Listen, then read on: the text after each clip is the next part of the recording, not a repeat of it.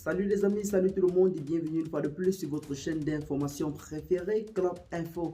Aujourd'hui, nous continuons une fois de plus du côté du Mali pour parler des tensions qui continuent toujours à s'intensifier entre les forces armées maliennes et les forces armées françaises toujours présentes sur le territoire malien malgré l'annonce de leur départ officiel. La tension reste véritablement vive entre les autorités maliennes et françaises. Selon un courrier confidentiel rendu public par le journaliste Alain Foucault, le gouverneur de la région de Gao met en garde les forces Barkhane encore présentes dans la ville. Ces soldats français s'adonneraient à des micro-trottoirs dans les rues et les villes dans le principal but de recueillir des informations des populations.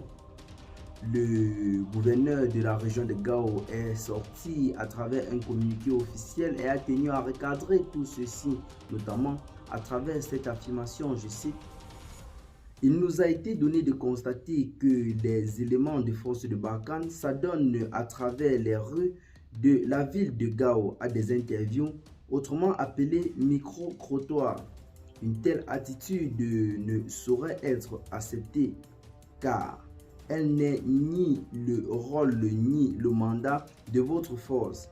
Elle y a risqué de prise à partie de la force Barkhane par une frange de la population.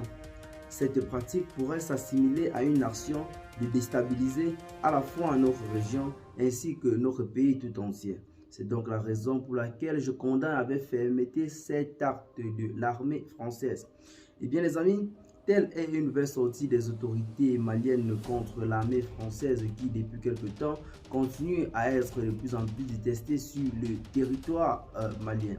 La situation semble véritablement très aggravante et très critique sur le territoire malien, notamment depuis ces nouvelles annonces. Dites-nous en commentaire donc ce que vous en pensez.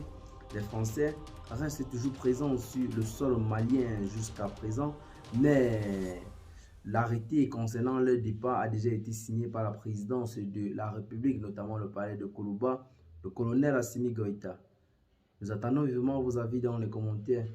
Où va-t-elle arriver cette force française dans sa décision à ne pas vouloir quitter le Mali? Partagez la vidéo avec vos amis si vous l'avez trouvée intéressante et à très bientôt pour de nouvelles notes d'information. Bye bye.